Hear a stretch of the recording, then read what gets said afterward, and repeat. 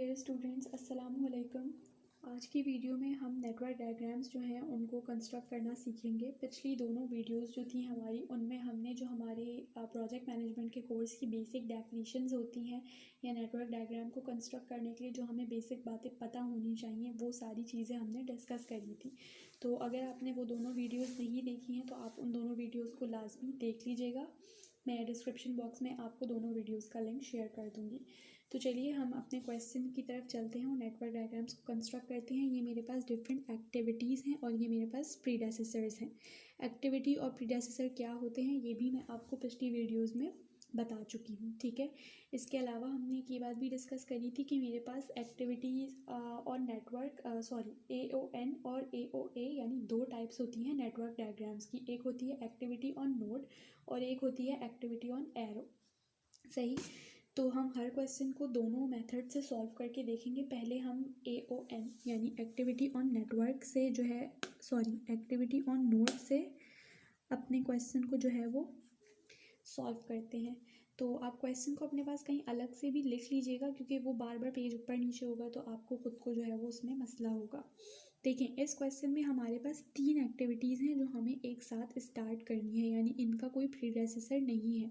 तो इस टाइप के क्वेश्चंस में हमें एक स्टार्ट नोड लेनी पड़ती है, ठीक है। अदरवाइज़ अगर आपके पास कोई ऐसा क्वेश्चन है जिसमें सिर्फ एक ही एक्टिविटी है जो कि प्रीडेसेसर यानी उससे पहले कोई प्रीडेसेसर नहीं है, तो आपको स्टार्ट नोड लेने की ज़रूरत नहीं पड़ती, ठीक है। नेक्स्ट क्वेश्चन हम ऐसा ही सॉल्व करेंगे। फिलहाल इस क्वेश्चन में क्योंकि हमारे पास 3 एक्टिविटीज़ ऐसी हैं जिनके कोई प्रीडेसेसर्स नहीं है, तो हमें एक स्टार्ट नोड बनानी पड़ेगी।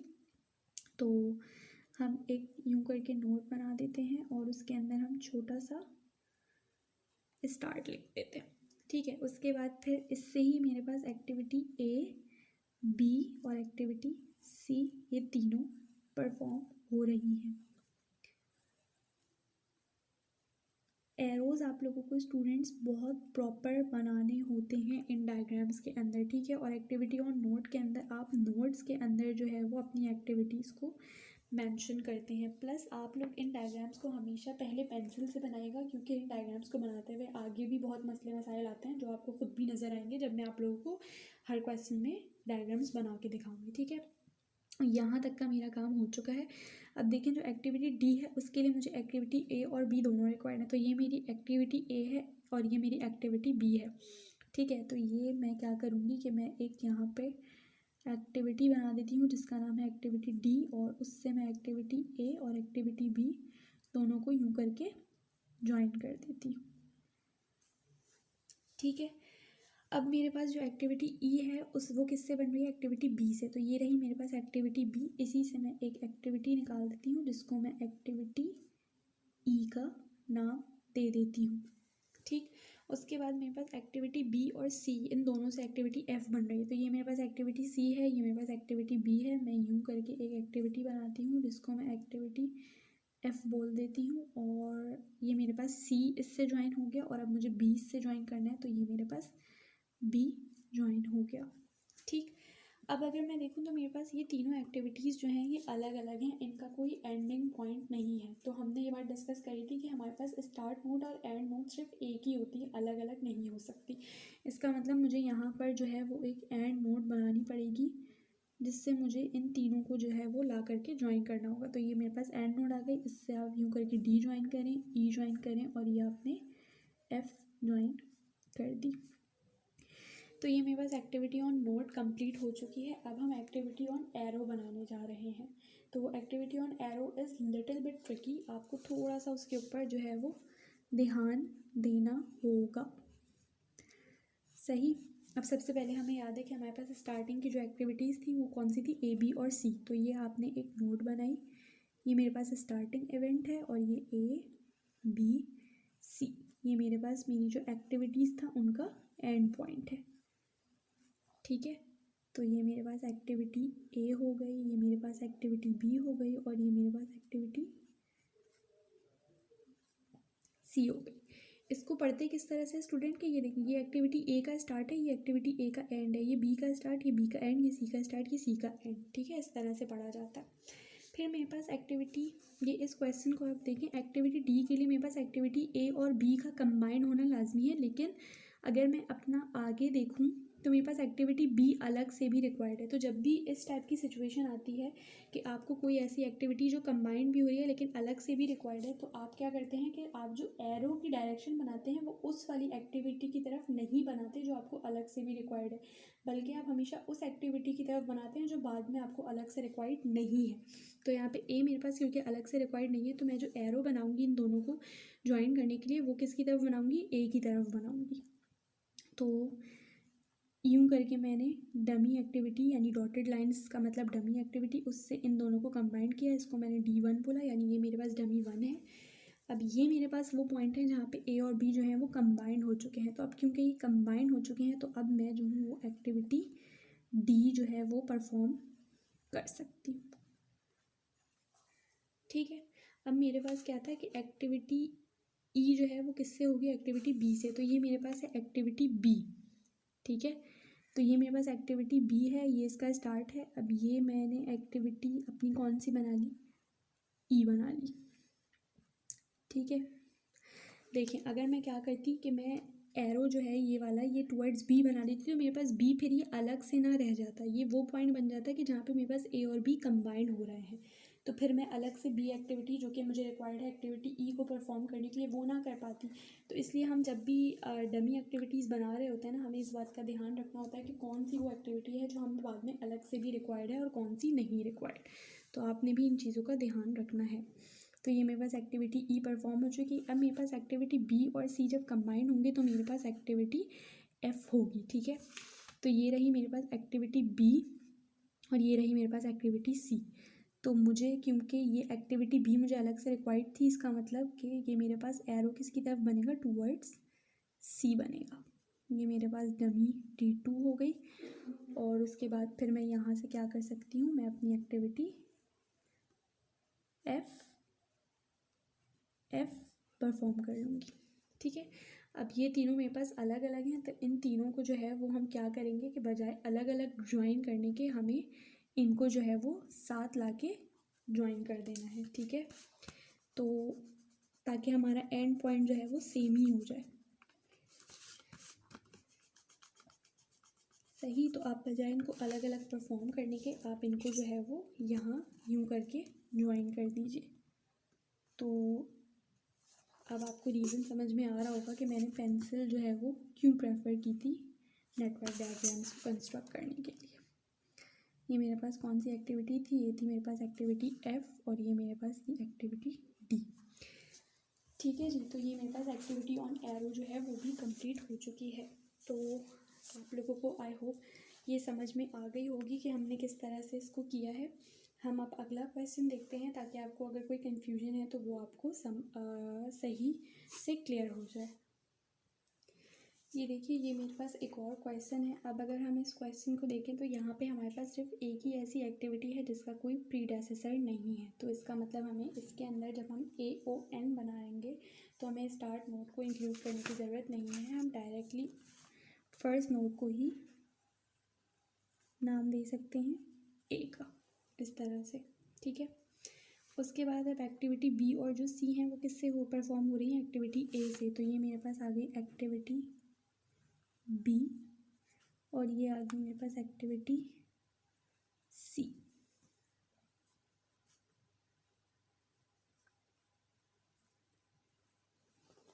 ठीक है, इसके बाद अब हमारे पास एक्टिविटी डी जो है वो किससे बन रही है, एक्टिविटी बी से।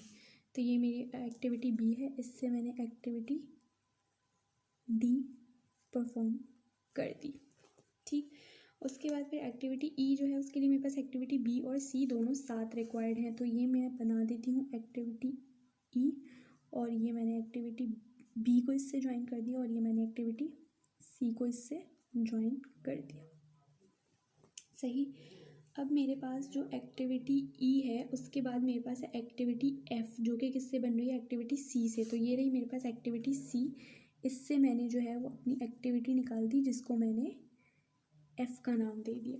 सही, अब फिर मेरे पास एक्टिविटी जी जो है वो DEF तीनों से बन रही है। तो यहाँ पे मैं बना देती हूँ एक एक्टिविटी जी और उसको मैंने ई से कंबाइन किया, उसको ये मैंने डी से ज्वाइन किया और ये मैंने एफ़ से ज्वाइन कर दिया। तो ये मेरे पास एक्टिविटी ऑन नोड बन चुकी है। अब हम बनाने जा रहे हैं इसी की एक्टिविटी ऑन एरो। ठीक है, तो एक्टिविटी ऑन एरो थोड़ी सी ट्रिकी होगी, आपने ध्यान देना है। देखें, सबसे पहले ये मैंने एक्टिविटी ए बना ली। ये मेरे पास एक्टिविटी ए का स्टार्ट है और ये मेरे पास एक्टिविटी ए का एंड है। ये मेरे पास बन गई एक्टिविटी ए। ठीक है, उसके बाद फिर मेरे पास जो एक्टिविटी बी और सी थी वो किससे बन रही हैं? ए से ही बन रही थी। तो ये मैं एक्टिविटी बी बना देती हूँ और ये मैं एक्टिविटी सी बना देती हूँ।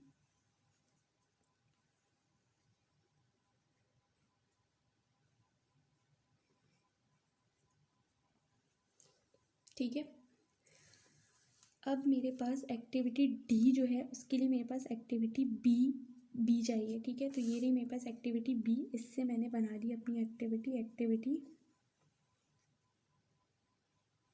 डी। अब देखिए, मेरे पास जो एक्टिविटी ई है वो मेरे पास एक्टिविटी बी और सी दोनों से बन रही है। सही है, तो ये मेरे पास अब एक्टिविटी अगर मैं अपने क्वेश्चन में देखूँ तो बी भी मुझे अलग से रिक्वायर्ड थी और सी भी मुझे अलग से रिक्वायर्ड थी। इसका मतलब है कि ना मैं एरो टूवर्ड्स बी बना सकती हूँ, ना मैं एरो टूवर्ड्स सी बना सकती हूँ, क्योंकि मुझे ये दोनों एक्टिविटीज़ बाद में अलग से भी रिक्वायर्ड होंगी। तो इन सच केसेस हमें क्या करना पड़ता है, हमें बी और सी ये दोनों है ना, इनके बीच में एक यूँ करके नोड बनानी पड़ती है और फिर यूँ बी को मैंने कंबाइन किया इससे और ये मैंने सी को कंबाइन किया इससे, ज्वाइन किया। इसका मतलब ये वो पॉइंट है जहाँ पे मेरे पास बी और सी जो है वो कंबाइन हो चुके हैं। अगर आप क्या करते, आप टूवर्ड्स बी टू सी एक डमी को डायरेक्टली ज्वाइन कर देते तो वो आपके पास क्वेश्चन क्या हो जाता, रॉन्ग हो जाता। ठीक है, तो ये मैंने अलग से जो है वो एक नोट बनाई और उससे अब मैंने ये बी को ज्वाइन कर दिया, ये सी को। तो अब ये वो पॉइंट है जहाँ पे बी और सी मेरे पास क्या हो चुके हैं, कंबाइंड हो चुके हैं। तो अब मैं एक्टिविटी ई जो है वो क्या करूँगी, परफॉर्म कर लूँगी। उसके बाद अब मेरे पास जो एक्टिविटी एफ़ है उसके लिए मेरे पास एक्टिविटी सी का परफॉर्म होना लाजमी था। तो ये मेरे पास एक्टिविटी सी है, इससे मैं क्या निकाल लूँगी, एक्टिविटी अपनी एफ़ निकाल लूँगी। ठीक है, और अब मेरे पास एक्टिविटी डी ई एफ़ तीनों कंबाइंड होंगी तो मेरे पास एक्टिविटी जी बनेगी। तो मुझे क्या करना है कि मुझे अलग से इस एक्टिविटी डी को बजाय परफॉर्म करने के उसको यहाँ लाके ई से ज्वाइन करना है और इसी तरह एक्टिविटी एफ़ जो है उसको अलग से उसकी नोट बनाने के मुझे इसको यहाँ लाके ज्वाइन करना होगा। ठीक है, अगर मैं इन लोगों को अलग अलग रखूँगी तो मेरा क्वेश्चन क्या हो जाएगा, मेरा क्वेश्चन रॉन्ग हो जाएगा।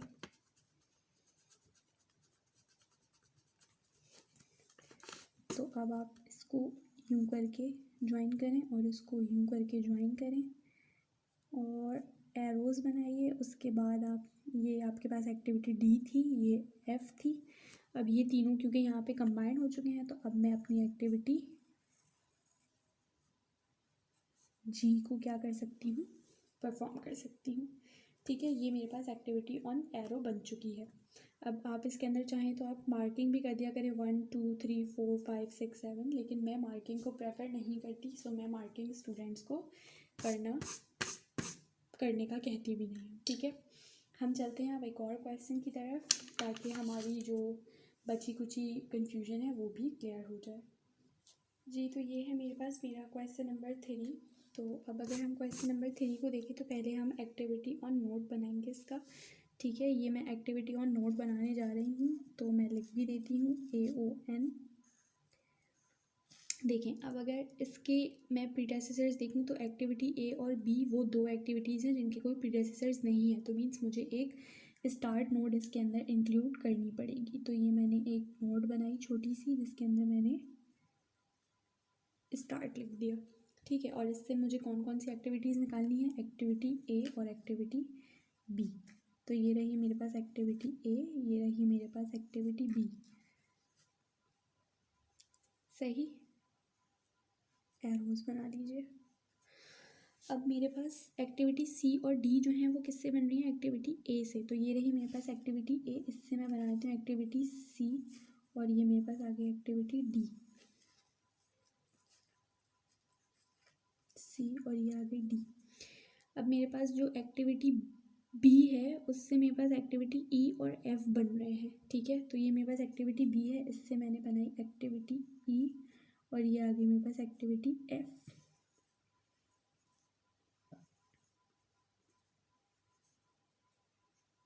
ठीक है। अब मेरे पास डी और ई जो है उनसे मेरे पास एक्टिविटी जी बन रही है, तो ये रही मेरे पास एक्टिविटी डी, ये रही मेरे पास एक्टिविटी ई। तो मैं क्या करती हूँ कि इससे मेरे पास एक्टिविटी क्या बन रही है, जी बन रही है। तो ये रही मेरे पास एक्टिविटी जी, उसको मैं कंबाइन करती हूँ अला के डी से, और ये ई। ठीक है। उसके बाद फिर मेरे पास जो एक्टिविटी एच है वो किससे बन रही है, एफ और जी से। तो ये रही मेरे पास एक्टिविटी जी, और ये एफ मैंने अलग से बनाई है। तो मैं क्या करूँगी कि मैं एक्टिविटी यहाँ पर एक लाऊंगी एच, और यूँ करके मैं, सॉरी यहाँ पे नहीं, आप यहाँ पे बना लें। ठीक है। तो ये मेरे पास एक्टिविटी एफ मैंने उससे कंबाइन करी, और ये मेरे पास एक्टिविटी जी कंबाइन हो चुकी है, और ये मेरे पास कौन सी एक्टिविटी है, एक्टिविटी एच। ठीक है। अब अगर आप इसको गौर से देखें तो ये आपके पास एक्टिविटी एच है जो कि अलग मतलब है, और यहाँ पे मेरे पास एक्टिविटी सी है जो कि कहीं आगे जाके ज्वाइन नहीं हो रही है। तो हमने पिछली वीडियोस में ये बात डिस्कस करी थी कि इस टाइप के जो हमारे पास सिचुएशंस आती हैं, अगर हम उनको वहीं पे ही छोड़ देंगे तो वो हमारे पास रॉन्ग कंसीडर की जाएंगी। दैट मीन्स के इस क्वेश्चन में मेरे पास मुझे एक एंड नोट बनानी पड़ेगी, और इस एंड नोट से मुझे अपनी इस एक्टिविटी एच को यूँ करके ज्वाइन करना पड़ेगा, और इस सी एक्टिविटी को ला करके ज्वाइन करना पड़ेगा। ठीक है। अगर मैं ऐसा ना करती और यहीं पर अपने क्वेश्चन को ख़त्म कर देती तो मेरा क्वेश्चन रॉन्ग कंसीडर किया जाता। सही। अब हम चलते हैं एक्टिविटी ऑन एरो की तरफ। तो एक्टिविटी ऑन एरो में सबसे पहले हमारे पास क्या है, ये मेरे पास एक बनेगी यूँ, ठीक है, और उससे मेरे पास निकलेगा ए, और ये मेरे पास बन गया बी।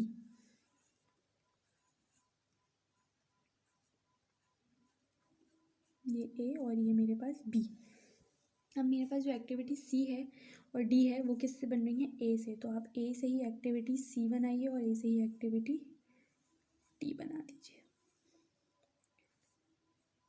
ये मेरे पास है सी, ये मेरे पास है डी। ठीक है। और फिर एक्टिविटी ई और एफ किससे बन रही है, बी से। तो ये रही मेरे पास एक्टिविटी बी, इससे आपने यूँ करके ई बनाया और यूँ करके एफ बना दिया।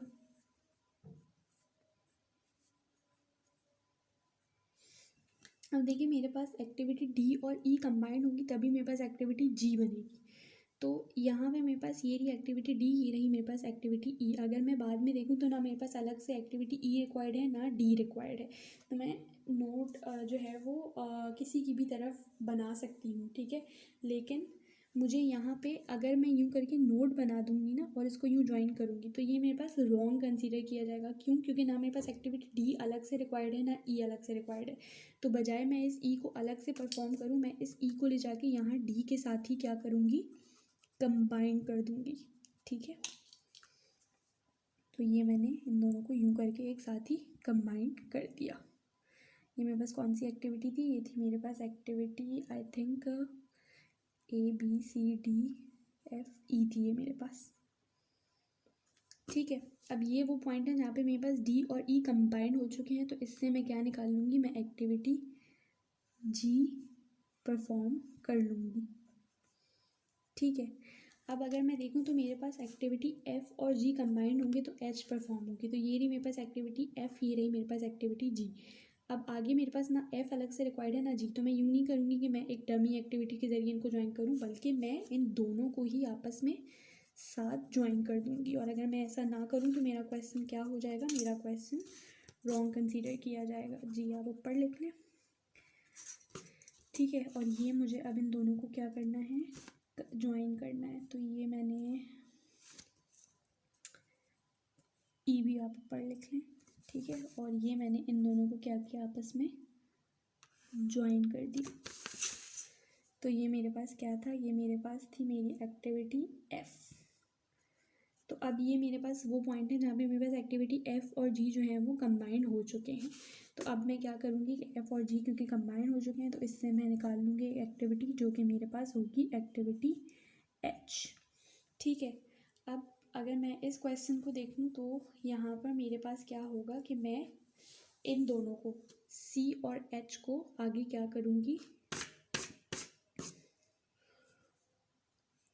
एरोज़ आप इसको सही से बना लिया करें। ठीक है। एरोज़ अगर आप थोड़े से गलत बनाएंगे तो आपका क्वेश्चन रॉन्ग कंसीडर किया जा सकता है, बिला वजह में आपके मार्क्स डिडक्ट होंगे। ठीक है। तो एरो को हमेशा आप सही से बनाया करें। जी, तो यहाँ पे मेरे पास एक्टिविटी सी अलग से है और एच एंड है, तो मैं क्या करूँगी, इस सी को यहाँ लाके एच के साथ ऐसे ज्वाइन कर दूँगी। ठीक है, और अब आप चाहें तो यहाँ पे नंबरिंग कर लें 1 2 3 4, बट वही बात है कि मैं नंबरिंग को क्योंकि प्रेफर नहीं करती हूँ, तो मैं स्टूडेंट्स को नंबरिंग करने का कहती भी नहीं हूँ। तो ये हमने 3 क्वेश्चंस जो हैं वो सॉल्व किए हैं, नेटवर्क डायग्राम्स उनकी कंस्ट्रक्ट करी हैं। अगली वीडियो में हम कुछ और क्वेश्चंस लेंगे जिनकी हम नेटवर्क डायग्राम्स कंस्ट्रक्ट करेंगे, और वो क्वेश्चंस जो हैं वो इनसे थोड़े और ट्रिकी होंगे, ताकि आपको जो है वो हर किस्म की सिचुएशन को जो है पता होना चाहिए कि उसकी नेटवर्क डायग्राम किस तरह से कंस्ट्रक्ट करनी है। तो आई होप आप लोग को वीडियो पसंद आई होगी, और वीडियो से आप लोगों का जो नेटवर्क डायग्राम बनाने का कॉन्सेप्ट है वो भी क्लियर हुआ होगा। काइंडली अगर आप मेरे चैनल पे न्यू हैं तो मेरे चैनल को सब्सक्राइब ज़रूर करिए, फ्रेंड्स के साथ शेयर करिए, और अगर आपको कोई भी कन्फ्यूजन है नेटवर्क डायग्राम्स को कंस्ट्रक्ट करने के लिए, तो आप जो है वो नेटवर्क डायग्राम्स की जो भी कन्फ्यूजन है वो मुझसे कमेंट सेक्शन में पूछ सकते हैं।